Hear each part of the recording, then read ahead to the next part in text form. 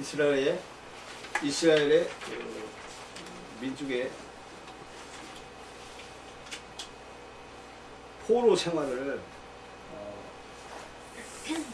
한 후에 이스라엘 백성들이 귀환해서 감사 찬양을 한 시가 오늘 본문의 시입니다. 그동안에 몇 번 말씀을 드렸기 때문에 이해 조금 하실 줄 알고 있습니다. 여기가 바다입니다. 지중해. 이스라엘 민족이 여기 있었습니다. 여기 이렇게 여기 이제 사해, 갈릴리 바다 이렇게 이 땅덩어리가 이스라엘 민족이었습니다.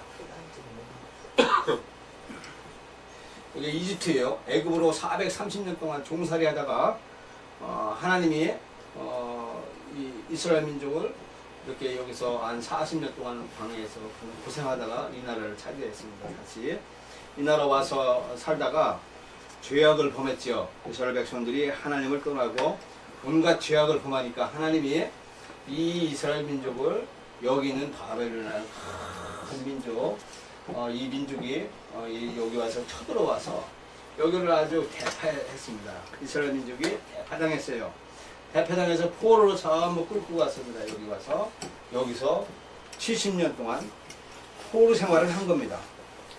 70년 동안 포로 생활을 한 후에 하나님이 예레미야 선지자의 말대로 70년 만에 다시 귀환해서 여기 와서 감사 찬송한 시가 이 본문의 시입니다. 이스라엘 백성들이 힘이 있어서 여기서 귀환하는 것이 아니라 그때 바벨론이라는 문화가 갑작스럽게 약 80년 동안 강대국이었다가 갑작스럽게 소멸을 합니다. 페르시아라고 하는 파사의 문화가 이 바벨론 문명을 정복합니다. 이 파사는 지금 말하면 이란입니다. 이란. 여기 바벨론 여기 이라크고요. 지금 이란의 페르시아 파사 문명이 이렇게 이스라엘 민족 포로들까지 전부 다 점령해 버립니다. 근데 이 고레스라고 하는 그 파사 왕이 어떻게 정책을 했냐면 모든 종교는 허락한다. 종교의 자유가 있다. 그러면서 고향으로 돌아가도 좋다. 라고 하면서 고레스가 해방명령을 내립니다. 종교 완화 정책으로 인하여서 이스라엘 민족은 70년 만에 귀환하게 됩니다. 하나님의 뜻입니다. 이스라엘 백성들이 이 그림은 뭐냐면 이게 저 고레스 왕 앞에서 이스라엘의 이스라엘 지도자들이 아련하는 겁니다. 그래서 우리가 본국으로 돌아간 건 다 왕의 덕분입니다. 라고 고백하면서 이제 돌아가기 전에 만회하는 거죠. 그러면서 성전을 짓는데 이 고레스 왕이 돈도 내주고 기술자도 대줘서 예루살렘 성전을 건축하는 일에 도와주는 곳입니다. 이때 당시에 이런 역사적 배경에서 이스라엘 백성들이 고향에 들어와서 그러죠? 시온으로의 귀환.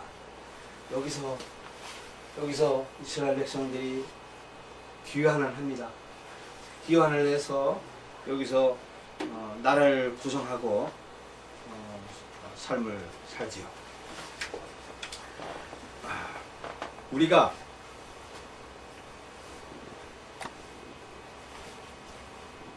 이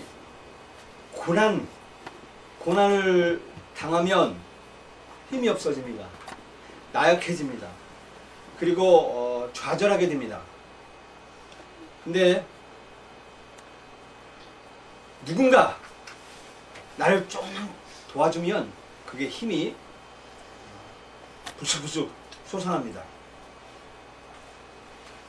저는 교회를 개척하고 목회하면서 굉장히 어려웠던 순간들이 있었습니다.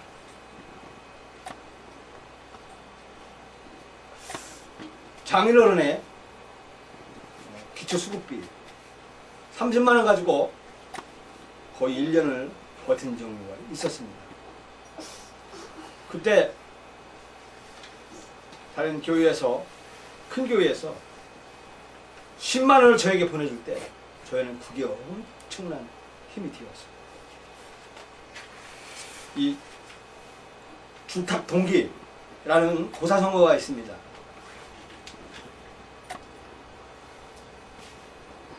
알 속에 부화해야 할 병아리가 알 속에서 힘이 없어서 이 알 껍질을 안에서 깨지 못합니다. 다만 나는 나와야 될 때가 오고 힘없는 알 속에 있는 병아리는 바깥의 외부 세계에 불의로 알립니다. 이때 어머니는 알 속에 있는 병아리가 나올 때가 됐다면 알고 소리를 듣고 불의로 어미 닭이 병아리 알을 깹니다. 이때 그 힘으로 알은 나오게 되는 것입니다. 병아리는 이 세상을 보게 되는 것입니다. 우리도 똑같습니다. 우리가 힘없고 연약할 때 우리 힘으로는 나오지 못할 상황이 됩니다. 좌절하게 되고 힘들어하고 고통 속에 있을 때 누군가가 외부에서 우리를 도와준다면 우리는 능히 이길 수 있고 도망갈 수가 있는 것입니다. 이스라엘 백성들은 사막에서의 생활입니다. 토란폭이 나지 않는 사막 가운데서 이스라엘 백성들이 삶을 연명했습니다. 이런 광야, 유대 광야입니다. 전부 광야에 척박한 땅에서 유리방황할 때 하나님께서 이스라엘 백성들을 모아서 젖과 꿀이 흐르는 땅으로 인도하여 주셨습니다. 또 어두운 감옥과 같은 죄악된 속박으로부터 인생을 건지시옵니다. 또 우리 이스라엘 백성들이 범죄하여 영육간의 절망적인 상태에 빠졌을 때 인간을 구원해 주셨습니다. 바다에 풍랑입니다. 풍랑이 이는 상태에서 선원들은 당황할 수밖에 없습니다. 인생살이도 이와 똑같습니다. 풍랑이는 수많은 시련과 역경의 파도 속에서 인간을 버리지 않으시고 끝까지 인도해 주십니다. 저는 어릴 때 저희 부모님을 속을 많이 쏘겠습니다. 삼형제 중에 제가 막내로 컸습니다.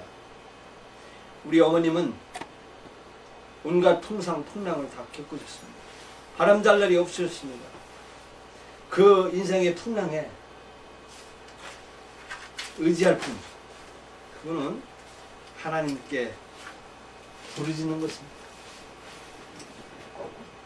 풍랑이 만날 때 예수님이 찾아오셔서 예수님이 우리 길을 제지해 주십니다. 자식 많은 집에 가정에 바람 잘 날 없다고 하듯이 바람, 풍랑, 온갖 풍상을 겪으실 때 의지할 분은 바로 예수님이십니다. 근데 우리가 죄를 짓는다는 사실입니다. 죄를 짓기 때문에 우리는 하나님의 말씀을 거역하고 죄를 짓기 때문에 우리는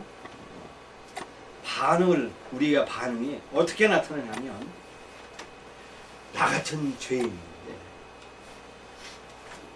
나는 감히 하나님 앞에 버림받은 자식이야 하면서 좌절하며 소극적인 상태에 빠집니다. 그러면서 하나님 앞에 나올 엄두조차를 못 내고 괴로움과 고통 속에 삽니다. 또 한 분은 마음을 강팍하게 만들어서 하나님을 대적하고 하나님의 주권을 멸시하고 하나님의 주권을 반대하게 되는 것입니다. 하나님은 우리의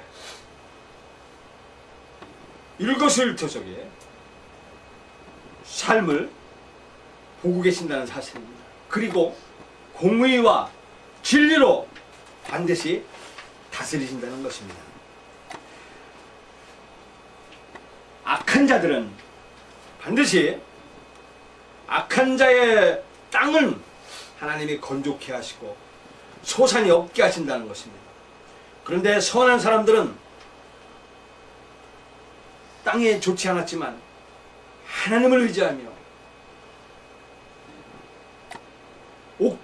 하나님을 경외하는 사람들은 박토가 옥토로 변화시켜준다는 것입니다. 우리 옛날 어르신께서 하신 말씀 중에 순천자는 흥하고 역천자는 망한다는 말씀을 들었습니다. 하늘의 뜻에 순종하는 사람은 흥한다는 사실입니다. 그리고 하늘의 뜻에 악하게 대처한다는 사실, 대처하는 분들은 망한다는 사실을 말씀해주고 있습니다. 하나님을 믿는 순간에 그 고통이 끝나고 행복한 생활로 변화된다고 생각하면 큰 오산입니다. 착각입니다. 하나님을 믿기로 결심하고 교회에 나왔다고 해서 삶이 변화된 건 없습니다. 오히려 더 핍박과 고난이 따르게 마련입니다. 왜냐하면 경건하게 살고자 하는 자는 반드시 핍박을 받게 마련인 것입니다. 우리는 세상에 악한 사람이 흥황하는 것을 봅니다. 더 잘 되는 것을 봅니다. 그때 마음이 흔들리지 말고 내 자신의 고난으로 인하여 내가 낙심하지 말고 오직 우리를 사랑하시되 끝까지 사랑하시는 하나님만을 바라볼 수 있어야 되는 것입니다. 우리가 죄를 범했을 때는 하나님은 우리가 회개하기를 원하시는 것입니다. 여기 보시겠습니다. 주님 앞에 무릎을 꿇고 회개하는 것입니다. 주님 앞에 두 손을 들고 잘못했다고 용서를 구하는 것입니다. 우리는 사소하게 보이는 실수라 생각하여 참에 회개를 게을리할 할 때가 있는 반면에 내가 너무 큰 죄를 범했기 때문에 하나님의 용서를 받지 못할 것이라고 지레 겁먹고 죄를 해결하려고 하는 노력을 아예 포기하는 경우가 종종 있습니다. 모두 다 잘못입니다. 죄는 무겁든 가볍든 불문하고 하나님 앞에 나아가 진지하게 참여해야 합니다. 하나님은 우리의 어떤 모습, 어떤 처지에 있는 자를 할지라도 하나님 품으로 돌아오는 자는 반드시 하나님이 갚아 껴안아 주신다는 말씀인 것입니다. 아멘. 오늘 우리는 어디에 머물러 있습니까? 내가 너무 큰 죄를 범했기 때문에 내가 하나님은 나를 용서하지 않을 것이야 라고 하는 생각을 가진 분이 있으십니까? 아니면 내가 너무 작은 죄를 범했기 때문에 하나님 모르실 거야 그러신 분이 계십니까? 하나님 앞으로 전부 내어놓으셔서 모든 죄를 다 하나님이 용서하신 것을 믿으십시다. 세상은 힘센 자들 또 사악하고 간교한 자들과 이 무법한 자들의 활동 무대인 것만은 사실입니다. 하지만 그렇다고 해서 그들이 이 세상을 지배한다고 생각해서는 안 됩니다. 정말 보이지 않는 하나님의 손이 이 세상을 붙들고 계십니다. 우리는 이 사실을 믿어야 됩니다. 예수님께서 죽으셨다가 부활하셨습니다.